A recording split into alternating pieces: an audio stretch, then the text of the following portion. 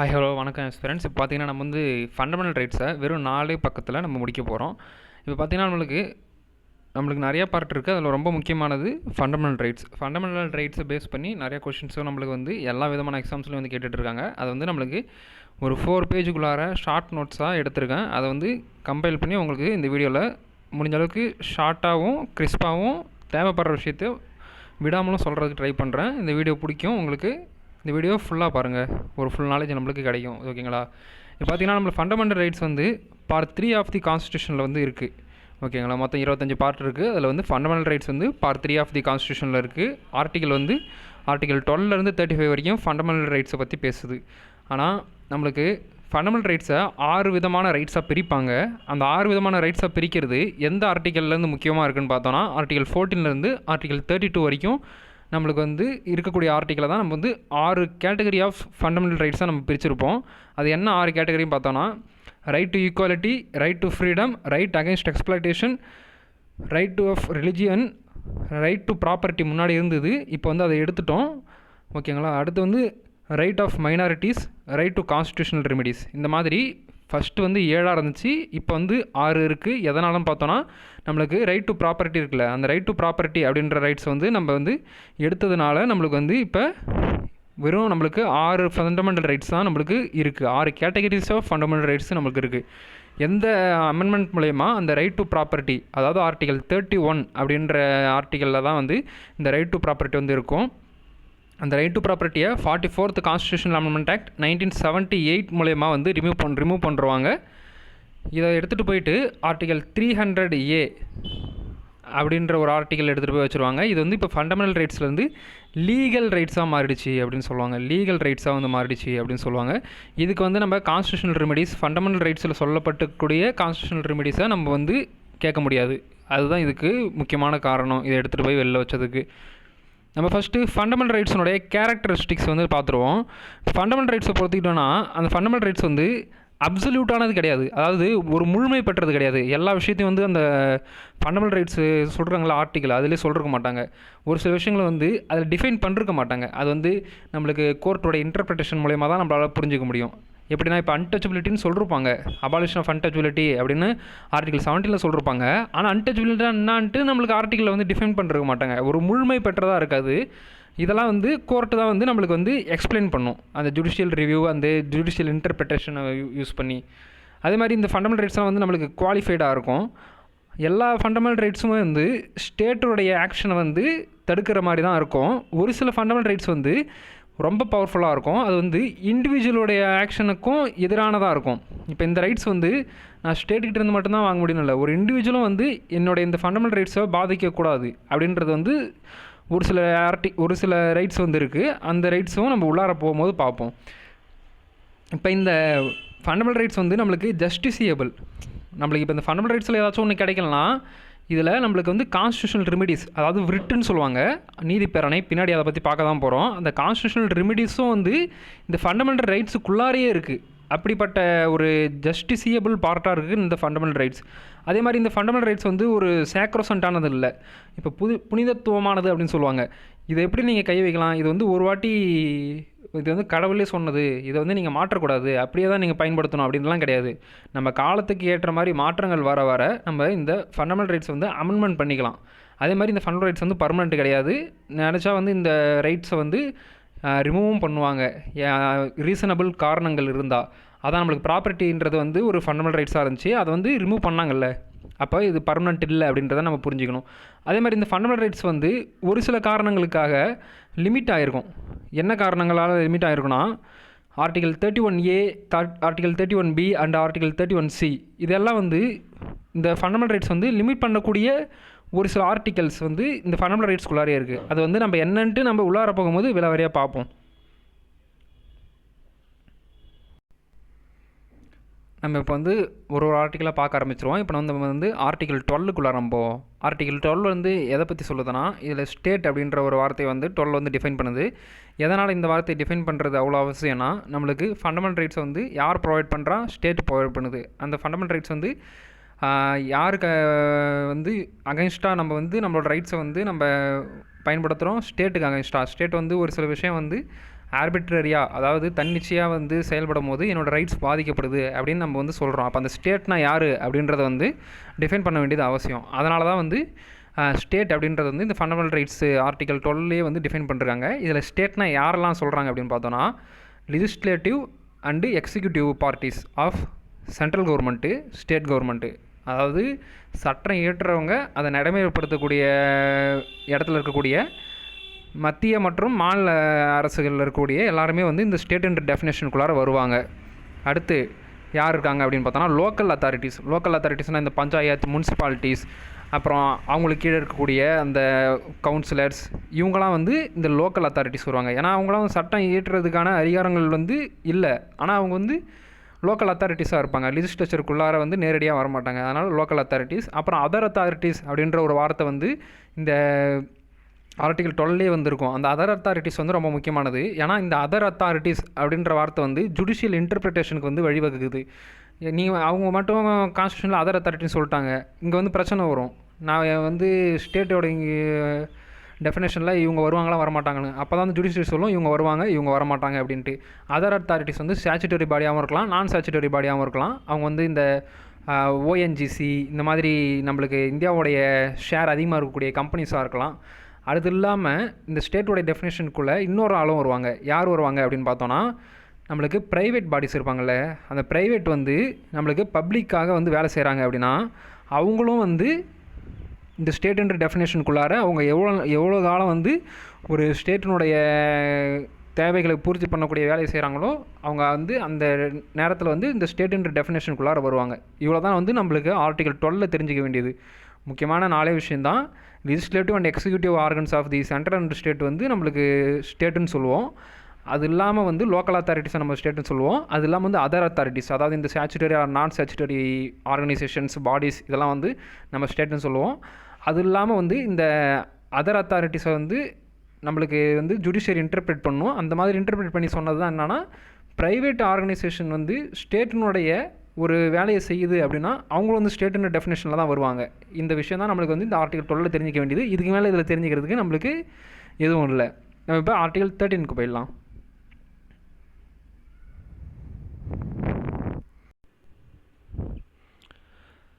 நம்ம இப்போ ஆர்டிகல் 13 பற்றி பார்க்க போகிறோம். ஆர்டிகல் 13 வந்து law inconsistent with fundamental rights shall be void. இதுதான் வந்து ஆர்டிகல் 13க்கான அந்த முக்கியமான டைரக்ட் டெஃபினேஷனு. இது வந்து நம்ம ஜுடிஷியல் ரிவ்யூ அப்படின்னு நான் வந்து எழுதியிருக்கிறேன்.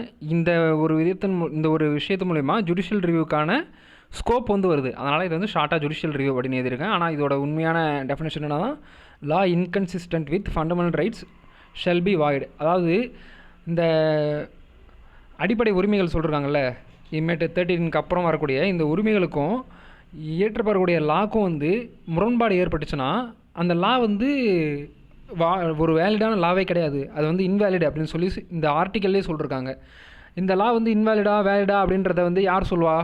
அது வந்து ஜுடிஷியரி தான் வந்து ஆமாம் இந்த லா வந்து இந்த ரைட்ஸை வந்து பாதிக்குது, அதனால் இந்த லா வந்து இன்வேலிட் அப்படின்னு சொல்லணும். அதனால தான் இந்த இடத்துல வந்து ஜுடிஷியல் ரிவ்யூக்கான ஸ்ட்ராங்கான ஒரு ஸ்கோப் எழுதுறதுனால இந்த இடத்துல ஜுடிஷியல் ரிவ்யூ அப்படின்னு ஷார்ட்டாக வந்து ஞாபகம் வச்சுக்கிறதுக்காக எழுதியிருக்கேன். ஆர்டிகல் 13 நல்லா ஞாபகம் வச்சுக்கோங்க. இந்த ஆர்டிகல் 13 நம்மளுக்கு ஜுடிஷியல் ரிவ்யூ வந்து ஆர்டிகல் 32க்கும் போகலாம், ஆர்டிகல் 226க்கும் போகலாம். ஃபண்டமெண்டல் ரைட்ஸ் பாதிக்கிற விஷயத்துக்கு எதிராக நம்ம போகும்போது ஆர்டிகல் 32 சுப்ரீம் கோர்ட்டு விரிட்டு, இது வந்து நம்மளுக்கு ஃபண்டமெண்டல் ரைட்ஸ்லேயே சொல்லியிருக்காங்க. ஆர்டிகல் 226 வந்து ஹைகோர்ட்டுக்கான விரிட்டுனா நீதி பேராணை. இது வந்து நம்ம பின்னாடி பார்க்க தான் போகிறோம். இப்போ சும்மா ஷார்ட்டாக ஞாபகம் வச்சுக்கோங்க, இல்லைனாலும் பிரச்சனை இல்லை, நம்ம பின்னாடி வந்து தெளிவாக பார்க்க போகிறோம். அடுத்து நம்மளுக்கு இப்போ பார்த்தோன்னா இந்த law inconsistent with fundamental rights shall be வாய்டுன்னு சொல்கிறாங்கல்ல, அப்போ இந்த லானா என்ன, எதெல்லாம் வந்து லான்ற அந்த டெஃபினேஷனுக்குள்ளார வரும் அப்படின்னு கேட்டோன்னா, இந்த லெஜிஸ்லேச்சருக்குள்ளார ஏற்றப்படக்கூடிய லாஸ் எல்லாமே வந்து நம்மளுக்கு லான்னு வந்துடும். பார்லிமெண்ட்டில் ஒரு லா வந்து ஏற்றுறாங்க அப்படின்னா லா வந்துடும். அதே மாதிரி வந்து ஒரு ஸ்டேட் லெஜிஸ்லேச்சரில் ஒரு லா வந்து ஏற்றுறாங்க அப்படின்னா அதுவும் வந்து லான்ற டெஃபினேஷனுக்குள்ளே வந்துடும். இது நம்மளுக்கு பிரச்சனையே இல்லை.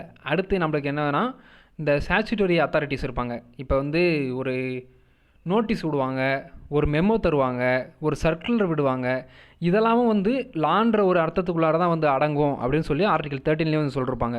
அது இல்லாமல் இன்னொரு பிரச்சனை என்னன்னா, இந்த அமெண்ட்மெண்ட் இருக்குல்ல, இந்த அமெண்ட்மெண்ட் வந்து லான்றதுக்குள்ளார வருமா வராதா அப்படின்றது வந்து தெளிவாக வந்து இந்த ஆர்டிகல் 13 வந்து சொல்லிருக்காது. அதை வந்து ஜுடிஷியரி வந்து இந்த ஆர்டிகல் 13 இன்டர்பிரேட் பண்ணும்போது 1950 வந்து சங்கரி பிரசாத் கேஸில் வந்து என்ன சொல்லுவாங்க அப்படின்னு பார்த்தோன்னா, ஒரு லான்றது வந்து அமெண்ட்மெண்ட்டை இன்க்ளூட் பண்ணாது அப்படின்னு சொல்கிறாங்க. ஒரு அமெண்ட்மெண்ட் வந்து லா கிடையாது. அதனால் வந்து law inconsistent with fundamental rights shall be வாய்டுன்னு சொல்கிறோம்ல, அது வந்து அமெண்ட்மெண்ட் வந்து இன்கன்சிஸ்டன்ட் இருந்துச்சுன்னா அது வந்து வாய்டு இல்லை அப்படின்ற மாதிரியான அர்த்தத்துக்கு வந்துடும். அதுதான் வந்து சங்கரி பிரசாத் கேஸில் 1950 சொல்லியிருப்பாங்க. ஆனால் கோலக்நாத் கேஸில் அந்த ஆல்ரெடி கொடுத்த அந்த ஜட்ஜ்மெண்ட் வந்து ரிவ்யூ பண்ணி என்ன சொல்லுவாங்க அப்படின்னா, லான்றது வந்து அமெண்ட்மெண்ட்டையும் வந்து இன்க்ளூட் பண்ணும் அப்படின்னு சொல்லியிருப்பாங்க. இதுதான் வந்து இந்த லான்ற வார்த்தைக்குள்ளார அமெண்ட்மெண்ட் அடங்குமா அடங்காதா அப்படின்றதுக்கான 2 கேஸு. சங்கரி பிரசாத் கேஸ் ஒன்று, கோலக்நாத் கேஸ் ஒன்று. Shankari Prasad case 1950, Golaknath case 1967. நான் வந்து லான்னு சொல்லும் போது 2 விஷயம் சொன்னேன். ஒன்று வந்து லெஜிஸ்லேட்டிவ் ஆர்கன்ஸு, அதாவது ஸ்டேட்டு சென்டரோட லெஜிஸ்லேட்டிவ் ஆர்கம், அது இல்லாமல் ஸ்டாச்சுட்டரி அத்தாரிட்டிஸ் யாருக்கெல்லாம் வந்து ஒரு அரசு ஆணை, சர்க்குலரு, ஒரு நோட்டீஸ் இதெல்லாம் வந்து வெளியிடக்கூடிய அதிகாரம் இருக்கோ, அந்த நோட்டீஸ், அந்த அரசு ஆணை, அதையும் வந்து நம்ம லான் தான் கன்சிடர் பண்ணுவோம் அப்படின்னு சொல்லியிருப்பேன். அது இல்லாமல் ரிலீஜியஸ் கஸ்டம்ஸ் அண்ட் ட்ரெடிஷன்ஸ்னு ஒன்று இருக்குது. அதாவது கஸ்டம்ஸ்னால் வந்து ஒரு சில விஷயங்கள் வந்து மக்கள் வந்து தொடர்ந்து பின்பற்றிக்கிட்டே வருவாங்க. அதை வந்து ஒரு ஸ்டேட் வந்து போய் உள்ளார வந்து இன்டர்ஃபியர் பண்ண முடியாது. அந்த மாதிரியான ரிலீஜியஸ் கஸ்டம்ஸ் அண்ட் ட்ரெடிஷன்ஸ்க்கு வந்து லீகல் ஃபோர்ஸ் இருக்கும். இது வந்து லா மூலயமாவே இந்த கஸ்டம்ஸ் அண்ட் ட்ரெடிஷன்ஸை வந்து எனேபிள் பண்ணுவாங்க.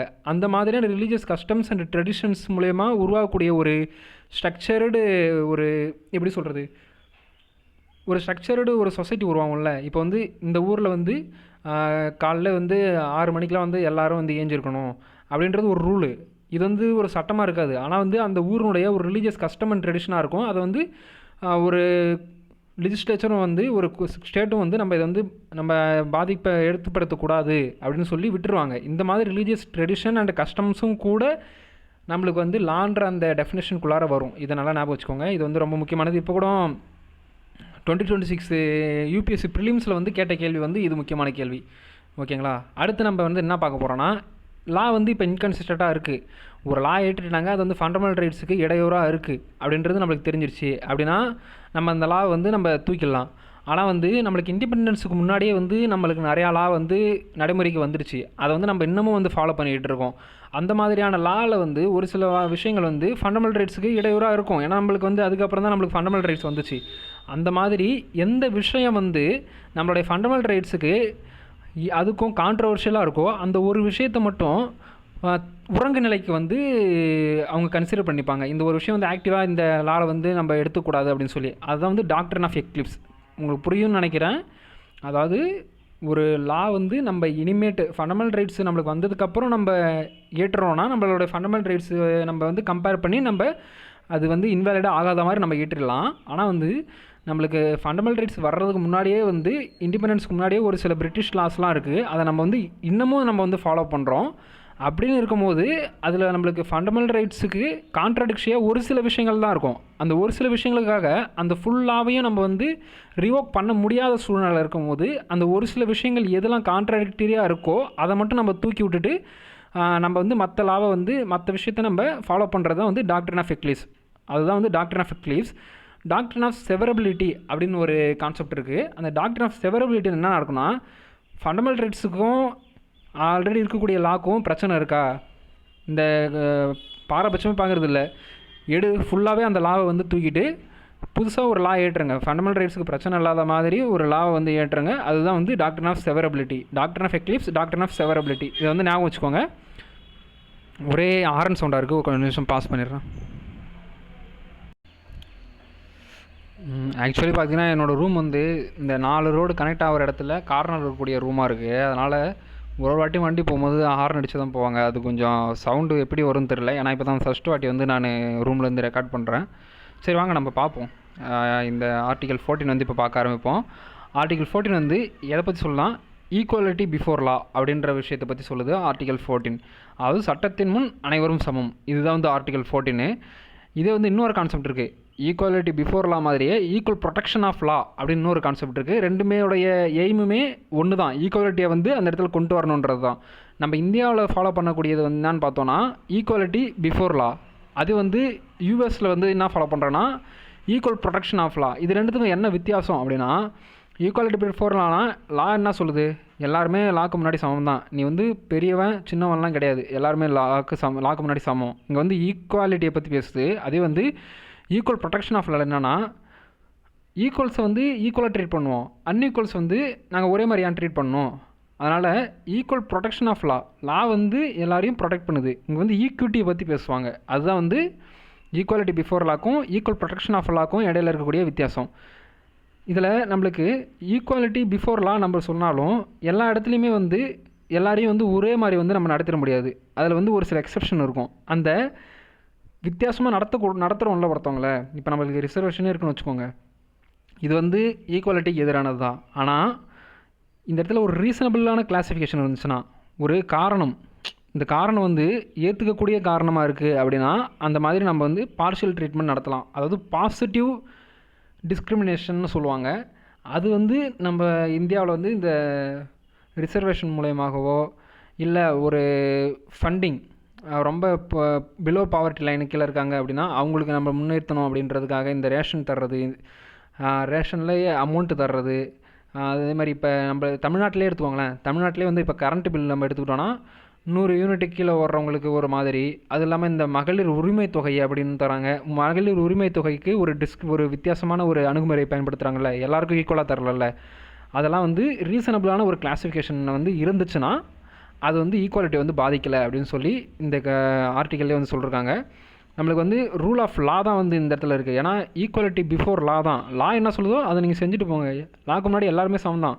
நீங்கள் வந்து அவங்கள ஒரு ரீசனபிளான கிளாஸிஃபிகேஷன் இல்லாமல் நீங்கள் வந்து பாகுபடுத்தி நடத்தக்கூடாது அப்படின்னு சொல்லி சொல்கிறாங்க. அது மட்டும் இல்லாமல் இந்த ஆர்டிகல் 14 அப்படின்றது வந்து நம்மளுக்கு basic structure of the constitution அப்படின்னு சொல்லுவாங்க. ஆர்டிகல் 14, 19 and 21 இது மூணுத்தையும் சேர்த்து golden triangle of the constitution fundamental rights அப்படின்னு சொல்லுவாங்க. இது வந்து ஞாபகம் வச்சுக்கோங்க நல்லா. 14, 19 and 21 இது மூணும் சேர்ந்து golden triangle of fundamental rights வந்து கான்ட்ரிபியூட் பண்ணுது. அதில் ஆர்டிகல் 14 வந்து நம்மளுக்கு பேசிக் ஸ்ட்ரக்சர். இது வந்து நம்ம எந்தவித மாற்றத்திற்கும் உட்படுத்தக்கூடாது. அதுதான் வந்து இந்த பேசிக் ஸ்ட்ரக்சர். நம்ம என்ன தான் வந்து ஈக்குவாலிட்டி பிஃபோர் லான்னு இருந்தாலும் நம்மளுக்கு வந்து ஒரு சில ப்ரிவிலேஜ் இருக்குது. ஒரு சில ஆட்களுக்கு நம்ம இந்தியாவில் பார்த்தோன்னா அந்த ப்ரிவிலேஜ் வந்து ஆர்டிகல் 361, ஆர்டிகல் 105, ஆர்டிகல் 194 இந்த ஆர்டிகல்லாம் வந்து சொல்லியிருக்காங்க. அதில் என்ன சொல்கிறாங்க அப்படின்றது வந்து நம்ம ஷார்ட்டாக பார்த்துருவோம். இப்போ ஆர்டிகல் 361 பார்த்தோன்னா privileges of president and governor. நம்மளுக்கு தெரியும் first citizen of India president. அதே மாதிரி வந்து ஒரு ஸ்டேட்டில் வந்து ஹெட் ஆஃப் தி ஸ்டேட் வந்து நம்மளுக்கு கவர்னர். இந்த மாதிரி முக்கியத்துவம் இருக்கக்கூடிய ஒரு அதிகாரத்தில் இருக்கக்கூடியவங்களுக்கு ஒரு சில ப்ரிவிலேஜ் இருக்குது. அது என்ன ப்ரிவிலேஜ் அப்படின்னா, அவங்களுடைய லீகல் டியூட்டி அண்ட் பவர்ஸ் அவங்க யூஸ் பண்ணி ஒரு விஷயம் செய்கிறாங்க அப்படின்னா அதை வந்து நீங்கள் வந்து கொஷின் பண்ணக்கூடாது. அது வந்து தவறாகவே முடிஞ்சாலும் அதை வந்து நீங்கள் ஒரு கோர்ட்டில் வந்து கொஷின் பண்ணக்கூடாது. அது இல்லாமல் வந்து இவங்களுக்கு அகென்ஸ்டாக வந்து கிரிமினல் ப்ரொசீடிங்ஸ் வந்து அவங்க பதவியில் இருக்கிற வரைக்கும் எடுக்கவே கூடாது. இதுவும் வந்து அவங்களுக்கான ஒரு ப்ரிவிலேஜ். அது இல்லாமல் வந்து ஒரு சிவில் ப்ரொசீடிங்ஸ் வந்து அவங்களுக்கு அகென்ஸ்டாக நம்ம எடுக்கிறோம் அப்படின்னா அவங்களுக்கு வந்து 2 மாதத்துக்கு முன்னாடி நோட்டீஸ் கொடுத்து அவங்களுக்கு தெரிவிக்கப்பட்டிருக்கணும். அந்த 2 மாதத்துக்கு அப்புறம் தான் வந்து ஒரு கவர்னர் மேலேயோ ஒரு பிரசிடெண்ட் மேலேயோ நம்ம வந்து சிவில் ப்ரொசீடிங்ஸ் வந்து நம்ம எடுக்கலாம். அதே மாதிரி ஆர்டிகல் 105 வந்து எதை பற்றி சொல்லுதுன்னா, பார்லிமெண்ட்டில் எம்பிஸ்லாம் இருப்பாங்கள்ல, எம்பிஸ் வந்து அவங்க பார்லிமெண்ட்டில் அவங்களுடைய ஒப்பீனியன் சொல்லுவாங்க. அந்த ஒப்பீனியன் வந்து சொல்லும் போது அது வந்து தவறாகவே இருந்தாலும் அவங்களோட டியூட்டியை ஒரு கான்ட்ரிபியூஷனாக பண்ணும் போது அதை வந்து நம்ம லீகல் ஆக்ஷன் வந்து எடுக்கக்கூடாது. அது வந்து 105 பார்லிமெண்ட்ரி ப்ரிவிலேஜ்னு சொல்லுவாங்க எம்பிஸ்க்கு. அதே மாதிரி வந்து ஸ்டேட் லெஜிஸ்லேச்சரில் எம்எல்ஏக்கு இருக்கக்கூடியது ஆர்டிகல் 194 அதை பற்றி சொல்லியிருப்பாங்க. அது இல்லாமல் முக்கியமானது என்னென்னா ஆர்டிகல் 31C நம்ம முன்னாடியே பார்த்துருந்தோம். Article 31A, 31B and 31C இது மூணுமே வந்து இந்த ஃபண்டமெண்டல் ரைட்ஸை லிமிட் பண்ணக்கூடிய ஒரு சில ஆர்டிகல் அப்படின்னு நம்ம முன்னாடியே பார்த்துருந்தோம். எங்கன்னு காட்டுற பாருங்க. இந்த இருக்குது பாருங்கள். இந்த இருக்குது பார்த்தீங்களா, 31A, 31B அண்ட் 31C இந்த 3 ஆர்டிகளே ஃபண்டமெண்டல் ரைட்ஸை கொஞ்சம் லிமிட் பண்ணக்கூடிய ஆர்டிகல் அப்படின்னு நம்ம முன்னாடியே பார்த்துருந்தோம். எதனால் அப்படின்னு பார்த்தோன்னா, இந்த ஆர்டிகல் 31C பற்றி நான் இப்போ ஷார்ட்டாக சொல்லிடுறேன். திரும்ப நம்ம பின்னாடி வந்து என்னென்ன கேஸ் நடந்திருக்கு, எதனால் இந்த ஆர்டிகல் 31C வந்துச்சு அப்படின்றத பற்றி நம்ம பின்னாடி பார்க்குவோம். இப்போ ஆர்டிகல் 31C வந்து என்ன சொல்லுது நம்ம நார்மலாக பார்ப்போம். ஆர்டிகல் 31C என்ன சொல்லுதுன்னா, நம்மளுக்கு directive principle of state policy அப்படின்னு நம்மளுக்கு ஒரு பார்ட் இருக்குல்ல, அதாவது பார்ட் 4 நம்மளுக்கு directive principle of state policy இருக்குது. அது வந்து நாட் லீகலி என்ஃபோர்ஸபிள் பார்ட்டு. நம்மளால் அதில் கொடுத்துருக்கக்கூடிய விஷயங்கள் வந்து கிடைக்கலனா நம்ம வந்து கோர்ட்டுக்கு போக முடியாது. அந்த பார்ட்டில் இருக்கக்கூடிய article 39B and article 39C, 39B and article 39C. பார்த்தீங்கன்னா நடுவில் ஒரு கால் வந்துருச்சு. இப்போ நம்ம எதை பற்றி பார்த்துருந்தோம்? ஆர்டிகல் 31Cயை பற்றி நம்ம பார்த்துட்டு இருந்தோம்ல. ஆர்டிகல் 31C என்ன சொல்லுதுன்னா, நம்மளுக்கு டிபிஎஸ்பியில் article 39B and article 39C அப்படின்னு நம்மளுக்கு 2 ஆர்டிகல் இருக்குது. அதில் ஆர்டிகல் 39B வந்து எதை பற்றி சொல்லுதுன்னா, நம்மளுக்கு ஒரு சில மெட்டீரியல் இருக்கும்ல, மெட்டீரியல் வெல்த்துன்னு சொல்லுவாங்க. நம்மளுக்கு கம்யூனிசம்க்கு ஃபாலோ பண்ணுறவங்க இல்லை அதை பற்றி தெரிஞ்சவங்களுக்கு நல்லா தெரியும். மெட்டீரியல் சோர்ஸை வந்து ரீடிஸ்ட்ரிபியூட் பண்ணணும் எல்லாருக்கும் கிடைக்கிற மாதிரி அப்படின்னு சொல்கிறது வந்து ஆர்டிகல் 39B. அதே மாதிரி வந்து ஆர்டிகல் 39Cயில் என்ன சொல்லுவாங்கன்னா, இந்த மெட்டீரியல் சோர்ஸ் இருக்குல்ல, அது வந்து ஒரே ஆள்கிட்ட போய் குவியறதை வந்து தடுக்கணும். ஒரு மோனோபொலி மாதிரி போய் ஒரு ஆள்கிட்ட குவியறதை வந்து தடுக்கணும் அப்படின்றது வந்து ஆர்டிகல் 39C. இந்த 2 ஆர்டிகளும் வந்து ஒரு சோஷியலிஸ்டிக் பிரின்சிபலை வந்து உள்ளடக்கி இருக்கக்கூடிய ஒரு ஆர்டிக்கல். இந்த ஆர்டிக்கல் நம்ம இம்ப்ளிமெண்ட் பண்ணோன்னா ஒருத்தரோடைய ரைட்ஸ் வந்து பாதிக்கப்படும். எப்படின்னா, ஒருத்தருக்கு ரைட் டு ப்ரொஃபஷன் இருக்குது. ஆர்டிகல் 19 நம்ம பார்ப்போம். ஆர்டிகல் 19 வந்து right to freedom of profession இருக்கும். அந்த ப்ரொஃபஷனை அவர் பண்ணுறது மூலயமா அவர்கிட்ட நிறையா மெட்டீரியல் ரிசோர்ஸஸ் வந்து குவியுது அப்படின்ட்டுனா அது அவருடைய தப்பு கிடையாது. அப்படி நம்ம குவி விடாமல் தடுக்கணும் அப்படின்றதுக்காக ஒரு லா கொண்டு வர்றது அப்படின்றது வந்து அவருடைய ஃபண்டமெண்டல் ரைட்ஸுக்கு எதிரானது. அப்படி அது எதிராகவே இருந்தாலும் இது வந்து நம்மளுக்கு அத்தியாவசியமானது. ஒரு சோஷியலிஸ்டிக்கான ஒரு ஸ்டேட்டை உருவாக்குறது அத்தியாவசியமானது. டிபிஎஸ்பியை இம்ப்ளிமெண்ட் பண்ணுறது அத்தியாவசியமானது. அதனால் இது வந்து ஆர்டிகல் 14ஐயும் ஆர்டிகல் 19ஐயும் வந்து பாதிக்கும். அப்படி பாதித்தாலும் பரவாயில்ல, இது வந்து நம்ம இம்ப்ளிமெண்ட் பண்ணணும் அப்படின்னு சொல்கிறதா வந்து ஆர்டிகல் 31C அப்படின்றது. இதெல்லாம் வந்து இந்த ஈக்குவாலிட்டி அப்படின்றதுக்கான எக்ஸப்ஷன். எப்பயுமே நம்ம இப்போ அடுத்தடுத்த ஆர்டிகல் பார்ப்போம். ஒரு ஆர்டிக்கல் இருக்கும், அந்த ஆர்டிக்கலுக்கான டெஃபினேஷன் இருக்கும், அதுக்கான எக்ஸப்ஷன்ஸ் இருக்கும், அதுக்கான ஜுடிஷியல் இன்டர்பிரிட்டேஷன் இருக்கும். கேஸ் ஏதாச்சும் சொல்லிருப்பாங்க, இதில் இதுதான் இப்படி தான் இந்த ஆர்டிக்கல் பேசுது அப்படின்னு சொல்லியிருப்பாங்க. இந்த 3 விஷயம் தான் வந்து ஒரு ஆர்டிக்கல் நம்ம ஃபண்டமெண்டல் ரைட்ஸில் பார்க்கும்போது இருக்கும். என்னென்ன இருக்கும்? நம்ம ஆர்டிக்கலுக்கான டெஃபினேஷன் இருக்கும், ஆர்டிக்கலுக்கான எக்ஸப்ஷன்ஸ் இருக்கும், ஆர்டிக்கலுக்கான ஜுடிஷியல் இன்டர்பிரிட்டேஷன், அதாவது கேசஸ் வந்து இருக்கும். இதுதான் 3 விஷயம் தான் நம்ம ஒரு ஆர்டிக்கலையும் பார்க்க போகிறோம். இந்த மைண்ட் செட் வந்து வச்சுக்கோங்க. எந்த ஆர்டிக்கல் படித்தாலும் இந்த 3 விஷயத்தை நம்ம வந்து கவர் பண்ணணும் அப்படின்ற ஒரு மைண்ட் செட்டில் ஒரு ஆர்டிக்கல் நம்ம பார்ப்போம்.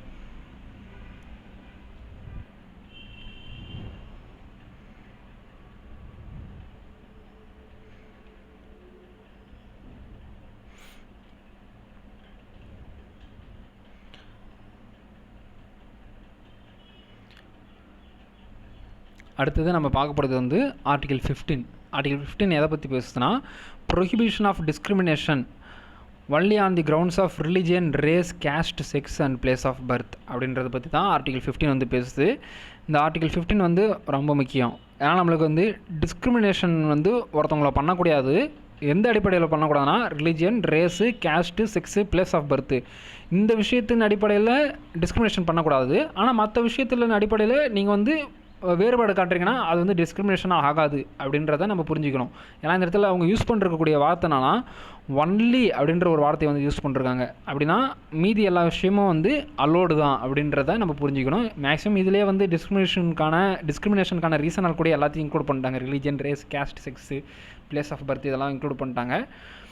அது இல்லாமல் என்ன சொல்கிறாங்கன்னா, இந்த ஆர்டிகல் 15 கீழே வந்து ஒருத்தர் வந்து டிஸ்கிரிமினேஷன் எந்த மாதிரி விதத்தில் வந்து டிஸ்கிரிமினேட் பண்ணுறாங்கன்னா, ஒரு பப்ளிக் பிளேஸ் இருக்குது அப்படின்னா அந்த பப்ளிக் பிளேஸுக்கு போக விடாமல் டிஸ்கிரிமினேட் பண்ணக்கூடாது. அவங்களுக்கு வந்து அந்த பப்ளிக் பிளேஸுக்கு போகக்கூடிய அக்சஸ் வந்து இருக்குது. ஒரு மாலுக்கு, ஒரு பப்ளிக்கு ஆஃபீஸ்க்கு, இந்த மாதிரியான இடத்துக்கு போகக்கூடிய அதிகாரம், ரைட்ஸ் வந்து அவங்களுக்கு இருக்குது. அது இல்லாமல் வந்து குடிக்கிற நீர், குளம் இதெல்லாம் வந்து பயன்படுத்தக்கூடிய ரைட்ஸ் வந்து அவங்களுக்கு இருக்குது. இந்த விதத்தில் வந்து அவங்கள வந்து டிஸ்கிரிமினேட் பண்ணக்கூடாது அப்படின்றத கொஞ்சம் எக்ஸ்பேண்ட் பண்ணி தெளிவாக வந்து சொல்லியிருக்காங்க. இது வந்து சப் கிளாஸில் வந்து சொல்லியிருப்பாங்க, சப் கிளாஸ் 2ல் வந்து சொல்லியிருப்பாங்க. அது இல்லாமல் இந்த டிஸ்கிரிமினேஷன் வந்து ரிலிஜன், ரேஸ், கேஸ்ட், செக்ஸ் மூலிமா ப்ரொஹிபிட் பண்ணாலும் இதில் எக்ஸப்ஷன்ஸ் இருக்குது. எக்ஸப்ஷன்ஸு பாசிட்டிவ் டிஸ்கிரிமினேஷன் முன்னாடியே பண்ணலாம் அப்படின்றத மாதிரி நான் வந்து சொல்லியிருப்பேன். பாசிட்டிவ் டிஸ்கிரிமினேஷன் அப்படின்னா கொஞ்சம் பேக்வேர்டாக இருப்பாங்க, எஜுகேஷ்னலியோ இல்லை ஃபிசிக்கலியோ இல்லை சொசைட்டியலாவோ பேக்வேர்டாக இருப்பாங்க. அவங்களுக்கு வந்து பாசிட்டிவ் டிஸ்கிரிமினேஷன் பண்ணுவாங்க. நீங்கள் வந்து எந்த மாதிரியான டிஸ்கிரிமினேஷன் அப்படின்னு பார்த்தோன்னா, ரீசனபிளாக இருக்கணும் அந்த கிளாஸிஃபிகேஷனு. முன்னாடியே ஆர்டிகல் 14 பார்த்த எல்லா விஷயமும் ஃபுல்ஃபில் ஆகணும். அந்த மாதிரி உமன்ஸ் அண்ட் சில்ட்ரன்ஸ்க்கான அட்வான்ஸ்மெண்ட்டுக்காக ஒரு விஷயம் வந்து கவர்மெண்ட் வந்து பண்ணலாம். இது வந்து அவங்கள வித்தியாசமாக வந்து காட்டுற மாதிரி இல்லை, செக்ஸை யூஸ் பண்ணி அவங்கள வந்து டிஸ்கிரிமினேட் பண்ணல, அவங்கள வந்து அட்வான்ஸ்மெண்ட் தான் பண்ணுறாங்க. அதனால் இந்த விதமான டிஸ்கிரிமினேஷன் வந்து அலோடு, பாசிட்டிவ் இல்லை அப்படின்னு நம்ம சொல்கிறோம். அடுத்து வந்து என்னென்னா, நம்மளுக்கு social and educationally backward classes SC எஸ்டியில் இருக்காங்கன்னா அவங்களுக்கு வந்து நம்ம வந்து பாசிட்டிவாக ஒரு அட்வான்ஸ்மெண்ட்டுக்காக நம்ம பண்ணலாம் அப்படின்னு சொல்லி இந்த ப்ரொவிஷனும் இருக்குது.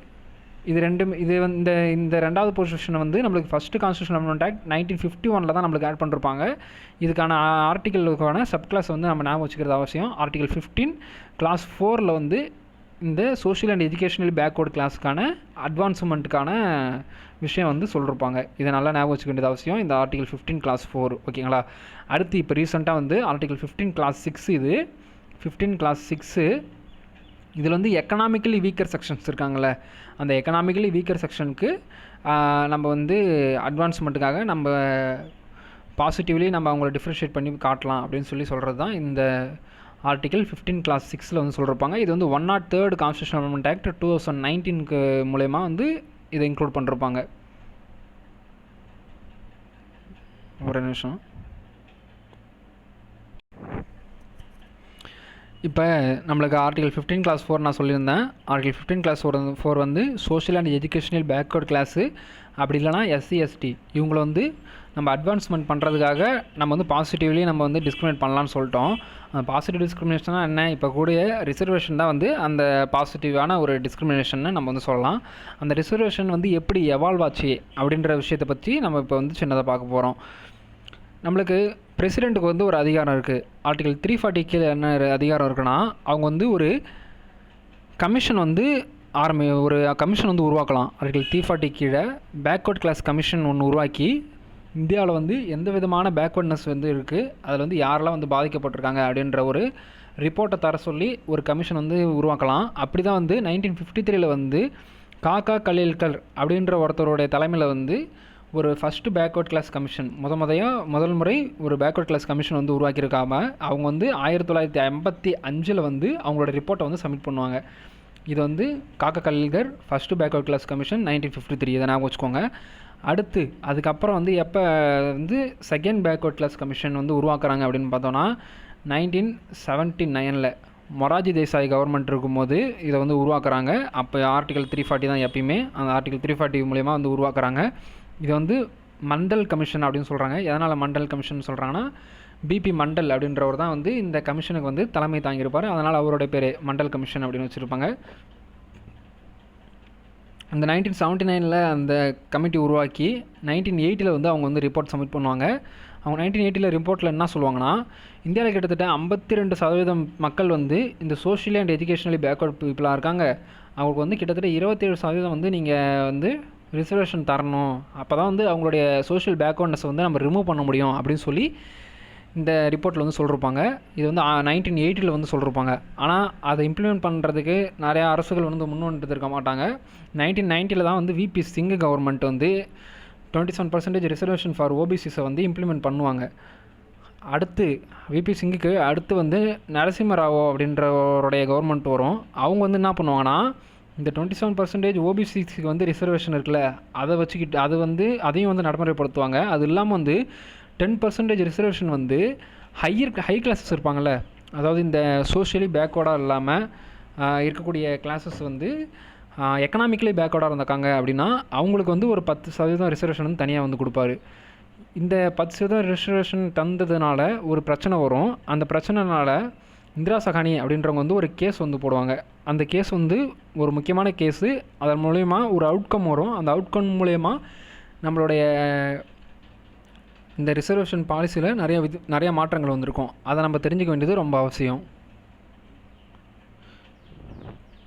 இப்போ பார்த்தீங்கன்னா இந்திரா சகானி கேஸ் வந்து 1992 வந்து போடுவாங்க கேஸு. அந்த கேஸோட ஜட்ஜ்மெண்ட் வந்து 1993 வந்து ஜட்ஜ்மெண்ட் வந்து வெளில வரும். 1993 ஜட்ஜ்மெண்ட் வெளில வரும். 1992 கேஸ் போட்டிருப்பாங்க. அந்த கேஸில் வந்து என்ன சொல்லியிருப்பாங்க அப்படின்னா, இந்த 27% ரிசர்வேஷன் அதர் பேக்வர்ட் கிளாஸ்க்கு நீங்கள் தரீங்கல்ல, அது வந்து நாங்கள் அப்ஹோல்டு பண்ணுறோம். அதை வந்து நாங்கள் வந்து இன்வாலிட் பண்ணல. ஆனால் இந்த 10% ரிசர்வேஷன் வந்து ஹையர் கிளாஸஸில் எக்கனாமிக்கலி வீக்கராக இருக்கவங்களுக்கு தெரியும்ல, அதை வந்து நாங்கள் ஏற்றுக்க முடியாது அப்படின்னு சொல்லி கோர்ட்டில் வந்து இந்த தீர்ப்பு வந்து சொல்லுவாங்க. அது இல்லாமல் வந்து ஒரு சில கண்டிஷன்ஸ் வைப்பாங்க. நீங்கள் வந்து க்ரீமி லேயர், அதாவது இந்த ஓபிசின்னு நம்ம சொல்லிடுறோம் பொதுவாக. சோஷியலி பேக்வர்ட் கிளாஸ்ன்னு நம்ம எதன் மூலயமா பிரிக்கிறோம்? கேஸ்ட் மூலயமா தான் பிரிக்கிறோம். எல்லாருமே வந்து ஈக்குவலாக பேக்வர்ட்னஸில் இருக்க மாட்டாங்க ஒரே கேஸ்ட்டில். அதில் வந்து க்ரீமி லேயர் நம்ம உருவாக்கணும். அந்த க்ரீமி லேயருக்கு மேலே இருக்கக்கூடியவங்க வந்து இந்த ரிசர்வேஷனுக்கு வந்து நாட் பாசிபிள். அந்த நான் க்ரீமி லேயராக இருக்கக்கூடியவங்க மட்டும்தான் இந்த ரிசர்வேஷனுக்கு பாசிபிள். அப்போ இந்த க்ரீமி லேயர் அப்படின்றத ஒன்றை உருவாக்கணும்ல, அதுக்கு ஒரு கமிட்டி போடுங்க. அது வந்து எந்த கேட்டகரி வச்சு உருவாக்குறீங்க அப்படின்றதுக்காக ஒரு கமிட்டி போட்டு டிஸ்கஷன் பண்ணுங்கள் அப்படின்னு சொல்லி கோர்ட் வந்து சொல்லியிருக்கோம். அந்த கோர்ட்டினுடைய அப்ஜெக்டிவை ஃபுல் பண்ணுற மாதிரி ராம்நந்தன் கமிட்டி அப்படின்ற ஒரு கமிட்டி வந்து 1993 வந்து போட்டிருப்பாங்க கிரிமினலை கண்டுபிடிக்கிறதுக்காக. அடுத்து வந்து ப்ரொமோஷன் நம்மளுக்கு தராங்கல்ல, அந்த ப்ரொமோஷனில் வந்து நீங்கள் ரிசர்வேஷன் பண்ணக்கூடாது. ஃபஸ்ட்டு போஸ்டிங்க்கு வராங்க அப்படின்னா அந்த போஸ்டிங்கில் மட்டும்தான் வந்து ரிசர்வேஷன் இருக்கணுமே தவிர ப்ரொமோஷனில் ரிசர்வேஷன் இருக்கக்கூடாது அப்படின்னு சொல்லியிருப்பாங்க. இதை வந்து நல்லிஃபை பண்ணுற மாதிரி 77th கான்ஸ்டியூஷனல் அமெண்ட்மெண்ட் ஆக்ட் 1995 கொண்டு வந்து நம்ம வந்து ப்ரொமோஷன்லேயே நாங்கள் ரிசர்வேஷன் பண்ணுவோம் அப்படின்னு சொல்லி கவர்மெண்ட் வந்து அமெண்ட்மெண்ட் மூலமா இதை வந்து நிரூபிச்சிருப்பாங்க. அடுத்து வந்து பேக்லாக் வேகன்சி அப்படின்னு சொல்லுவாங்க. பேக்லாக் வேகன்சினா இப்போ வந்து ஒரு சர்டன் கேட்டகரிக்கு ரிசர்வேஷன் வந்து இத்தனை பர்சன்டேஜ்னு சொல்லுவாங்க. ஆனால் அத்தனை பர்சன்டேஜுக்கான ஆட்களே கிடைக்க மாட்டாங்க. அப்படி கிடைக்காத பட்சத்தில் என்ன பண்ணுவாங்க, அந்த ஆட்களுக்கு மட்டும்தான் அந்த வேலை அடுத்த வருஷத்துக்கு போவோம், அதுக்கு அடுத்த வருஷத்துக்கு போவோம். எந்த வருஷமே அதுக்கான ஆட்கள் கிடைக்கலாம். மொத்தமாக 100 வேகன்சி தராங்கன்னா அந்த 100 வேகன்சியில் 50% இந்த மாதிரி பேக்லாக் வேகன்சி மூலிமா ஒரே கம்யூனிட்டிக்கே கூட போகிறதுக்கு வாய்ப்பு இருக்குது. அந்த மாதிரி 50% தாண்டக்கூடாது பேக்லாக் வேகன்சி அப்படின்னு சொல்லியிருப்பாங்க. அது சுப்ரீம் கோர்ட்டு அதை நல்லிஃபை பண்ணுற மாதிரி 81st கான்ஸ்டியூஷன் அமெண்ட்மெண்ட் ஆக்ட் 2000 வந்து இவங்க வந்து கொண்டு வந்திருப்பாங்க. அடுத்து ஒரு பர்மனெண்ட் கமிஷன் வந்து உருவாக்கணும். எதுக்குன்னா, இப்போ நம்ம அப்பப்போ போடுறோம் ஆர்டிகல் 340 நீங்கள் பயன்படுத்தி அப்பப்போ இப்போ 2வது பேக்வர்ட் கிளாஸ் கமிஷன் கூட மண்டல் கமிஷன் நீங்கள் உருவாக்குறீங்க. அப்படிலாம் இருக்கக்கூடாது. பர்மனெண்ட் கமிஷன் ஒன்று உருவாக்கணும் அப்படின்னு சொல்லி சுப்ரீம் கோர்ட் வந்து சொல்லியிருக்கோம். அதுக்காக தான் national commission for backward class அப்படின்ற ஒரு கமிட்டியை வந்து உருவாக்குவாங்க.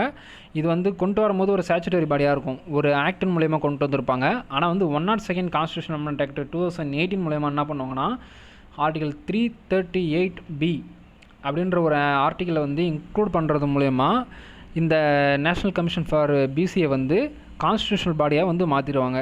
இது முக்கியமானது. ஏன்னா இப்போ ரீசெண்டாக நடந்திருக்கு 2018 இதை வந்து கான்ஸ்டியூஷனல் பாடியாக வந்து கொண்டு வந்திருக்காங்க. ஆரம்பத்தில் இது வந்து ஒரு ஸ்டாச்சுட்டரி பாடினா ஒரு ஆக்ட் மூலயமா வரும். இதோடைய பவர் வந்து ஒரு கான்ஸ்டியூஷனில் ஒரு ஆர்டிக்கல் மூலயமா எடுத்துருக்க மாட்டாங்க. அதுதான் ஸ்டாச்சுட்டரி பாடி.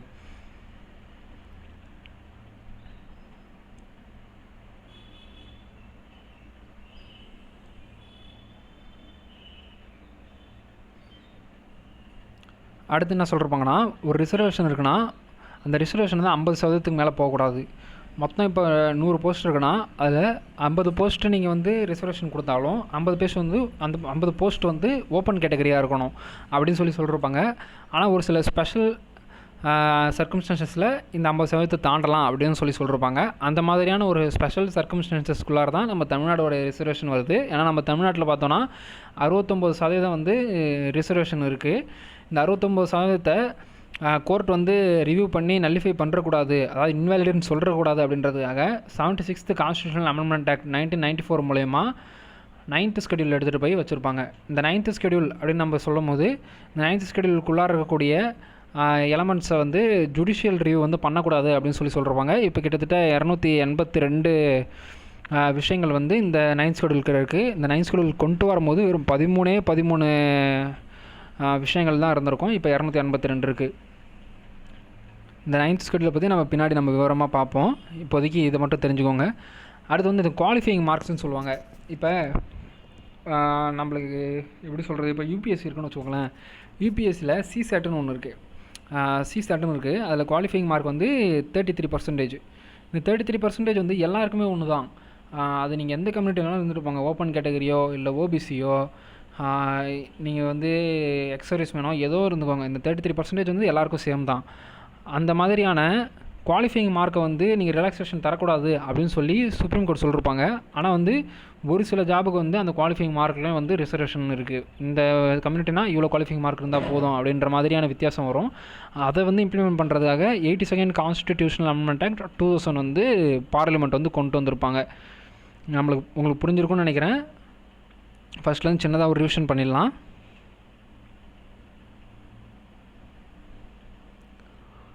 ஆர்டிகல் 15 வந்து prohibition of discrimination only on the grounds of religion, race, caste, sex and place of birth. அவ்வளோதான், முடிஞ்சு. அது ஒன்லின்ற வார்த்தை மூலயமா நம்ம என்ன புரிஞ்சுக்கிறோன்னா, மற்ற விஷயத்தின் மூலயமா டிஸ்கிரிமினேட் பண்ணால் அது வந்து டிஸ்கிரிமினேஷன் ஆகாது அப்படின்னு நம்ம புரிஞ்சுக்கணும். அடுத்து வந்து access to shop, access to well, இது ரெண்டுமே வந்து அவங்களோட ரைட்ஸாக இருக்குது. இதையும் ப்ரொஹிபிட் பண்ணக்கூடாது அப்படின்னு சொல்கிறாங்க. அதே மாதிரி ப்ரொஹிபிஷன் ஆஃப் டிஸ்கிரிமினேஷன் வந்து யாருக்கு அகைன்ஸ்டாக இருக்குன்னா, ஒரு ஸ்டேட்டும் வந்து ஒருத்தவங்களை வந்து டிஸ்கிரிமினேட் பண்ணக்கூடாது, ஒரு இண்டிவிஜுவலும் வந்து ஒருத்தவங்க வந்து டிஸ்கிரிமினேட் பண்ணக்கூடாது. இவங்க 2 பேர்த்துக்கும் அகைன்ஸ்டாக இந்த ரைட்ஸ் வந்து செயல்படும். அதே மாதிரி நம்ம வந்து எக்ஸப்ஷன்ஸ் இருக்குது. நம்ம ஒரு சில விஷயத்துக்காக அட்வான்ஸ்மெண்ட்டுக்காக கொஞ்சம் பேக்வேர்டாகவோ வீக்கர் செக்ஷனாகவோ இருக்காங்கன்னா அவங்களோட அட்வான்ஸ்மெண்ட்டுக்காக நம்ம எக்ஸப்ஷன்ஸ் இருக்குது. அது வந்து உமன் அண்ட் சில்ட்ரனோட அட்வான்ஸ்மெண்ட்டு. அடுத்து வந்து socially and educationally backward classes இது ஆஃபில் SC STயோட அட்வான்ஸ்மெண்ட்டுக்காக நம்ம வந்து பாசிட்டிவ்லி டிஸ்கிரிமினேட் பண்ணலாம் அப்படின்னு சொல்லியிருப்பாங்க. எக்கனாமிக்கலி வீக்கர் செக்ஷன் வந்து 103rd கான்ஸ்டிடியூஷனல் அமெண்ட்மெண்ட் ஆக்ட் 2019. இது வந்து ஆர்டிகல் 15 கிளாஸ் 4. இது வந்து ஆர்டிகல் 15 கிளாஸ் 6. இது முக்கியம். இது வந்து ப்ரீவியஸ் கொஸ்டினில் கேட்டிருக்காங்க, அதனால் இதை வந்து ஞாபகம் வச்சுக்கோங்க. 15 கிளாஸ் 4 வந்து social and educationally backward classes of and SC ST அப்படின்னு ஞாபகம் வச்சுக்கோங்க. அதே மாதிரி வந்து எக்கனாமிக்கலி வீக்கர் செக்ஷன் வந்து 16 கிளாஸ் 4 அப்படின்றத வந்து ஞாபகம் வச்சுக்கோங்க. அடுத்து நம்ம என்ன பார்க்க போகிறோம்னா, இந்த பேக்வர்ட் கிளாஸ் கமிஷன்ஸ் வந்து உருவாக்குவாங்கல்ல, அதில் வந்து காக்கா கலைஞர்கள் கமிட்டி ஒன்று, இன்னொன்று வந்து மண்டல் கமிஷன் 1978 ஒன்று. அது வந்து மொராஜி தேசாய் வந்து மண்டல் கமிஷன் வந்து உருவாக்கியிருப்பார். அந்த ரிப்போர்ட்டை பேஸ் பண்ணி VP சிங் 1990 வந்து இந்த OBC ரிசர்வேஷன் கொண்டு வந்திருப்பார். அது தொடர்ந்து நரசிம்ம ராவ் வந்து 10% வந்து எக்கனாமிக்கல் வீக்கர் செக்ஷனுக்கு கொண்டு வரதுக்கு ட்ரை பண்ணுவார். அது வந்து இந்திரா சகானி கேஸில் வந்து நலிஃபை பண்ணுறாங்க. அந்த இந்திரா சகானி கேஸில் தான் வந்து நம்மளுக்கு கிரீமி லேயர் உருவாக்கணும், ரிசர்வேஷனில் ப்ரொமோஷன் வந்து ரிசர்வேஷன் இருக்கக்கூடாது, பேக்லாக் வேகன்சி வந்து 50% தாண்டக்கூடாது, பர்மனன்ட் கமிஷன் ஒன்று வந்து உருவாக்கணும், ரிசர்வேஷன் வந்து 50% தாண்டக்கூடாது, குவாலிஃபையிங் மார்க்கில் ரிலாக்ஸேஷன் தரக்கூடாது, இந்த மாதிரியான கேட்டகரிஸ்லாம் வந்து சொல்லியிருப்பாங்க. ஓகேங்களா? இப்போ வந்து நம்ம ஆர்டிகல் 17 வந்து போயிடலாம். ஆர்டிகல் 17 என்ன சொல்லுதுன்னா, ப்ரொஹிபிஷன் ஆஃப் அன்டச்சபிலிட்டி அப்படின்றத பற்றி சொல்லுது. Abolition of untouchability article 17.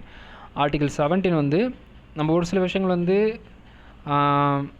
Not அப்சல்யூட்டாக இருக்கும், ஒரு சில விஷயங்கள் அப்சல்யூட்டாக இருக்கும்னு சொன்னோம். அந்த மாதிரி ஆர்டிகல் 17 வந்து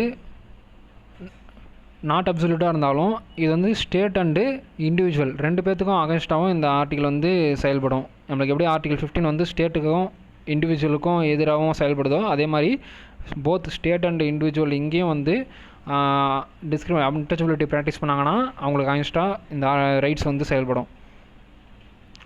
ஃபஸ்ட்டு வந்து இந்த அபாலிஷன் ஆஃப் அன்டச்சபிலிட்டி வந்து 1955 ஆக்ட் மூலிமா இம்ப்ளிமெண்ட் பண்ணுறாங்க. இப்போ வந்து அந்த ஆக்டினுடைய பேர் வந்து அன்டச்சபிலிட்டிஸ் அஃபென்சஸ் ஆக்ட் அப்படின்ற பேரில் தான் இருக்கும். 1976 இந்த பேரை வந்து மாற்றுறாங்க. Protection of civil rights act 1955 அப்படின்ற ஒரு பேருக்கு மாற்றுறாங்க. இந்த ஆக்டில் இந்த protection of civil rights act 1955 என்ன சொல்லியிருப்பாங்கன்னா, எதெல்லாம் அன்டச்சபிலிட்டி அப்படின்னா, எந்த விஷயத்தெல்லாம் வந்து அபாலிஷ் பண்ணுறதன் மூலயமா ஒருத்தவங்களுக்கான சிவில் ரைட்ஸ் வந்து கிடைக்குதோ அந்த விஷயங்கள் எல்லாமே அன்டச்சபிலிட்டி அப்படின்னு சொல்கிறாங்க. நல்லா புரிஞ்சுக்கணும். எந்த விஷயத்தை, இப்போ ஒரு விஷயம் வந்து ஒருத்தவங்களுக்கான சிவில் ரைட்ஸை கிடைக்கிறத வந்து தடுக்குது அப்படின்னா அந்த விஷயத்தை நம்ம அபாலிஷ் பண்ணுறோம்ல, அந்த அபாலிஷ் பண்ணக்கூடிய அந்த விஷயம் தான் வந்து அன்டச்சபிலிட்டி ப்ராக்டிஸ் அப்படின்னு சொல்லி இந்த protection of civil rights act 1955 வந்து சொல்லியிருப்பாங்க.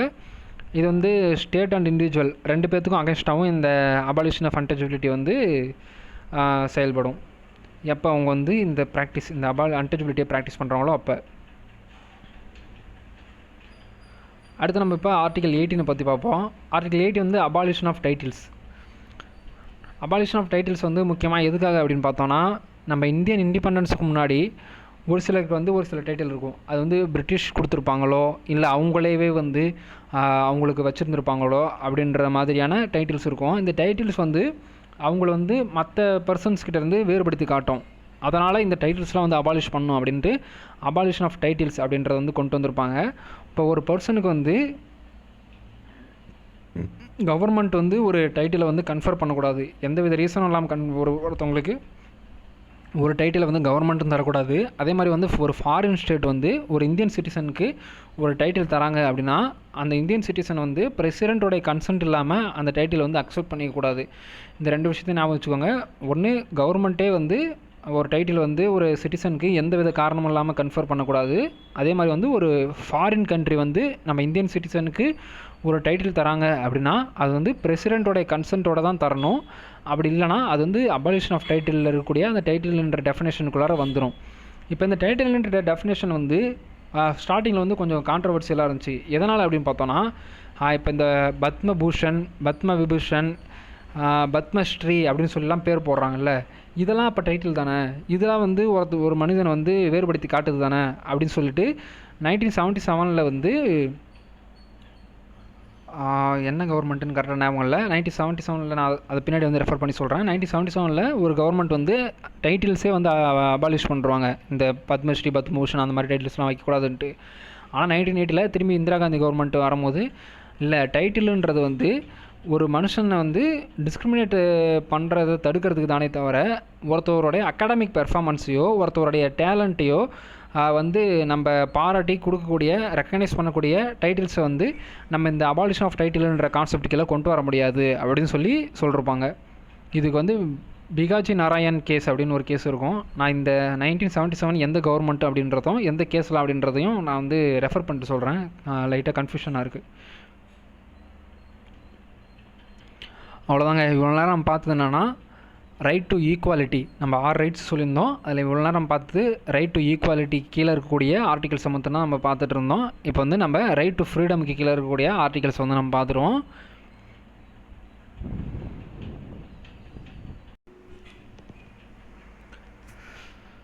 இவ்வளோ நேரம் நம்ம பார்த்துருப்போம். இவ்வளோ நேரம் நம்ம பார்த்தது எல்லாமே கிட்டத்தட்ட ஒரு 1லேருந்து 1.5 பேஜ் தான் பார்த்துருக்கோம். இப்போயே பார்த்தீங்கன்னா வீடியோ வந்து ரொம்ப பெருசாக போயிடுச்சு. இந்த வீடியோ முதல்ல யார் பார்க்க போகிறாங்கன்னு தெரில. அதனால் இந்த ரைட் டு ஃப்ரீடம்லேருந்து தனியாக ஒரு வீடியோவை போடுறேன். நன்றி, வணக்கம், பாய் பாய்.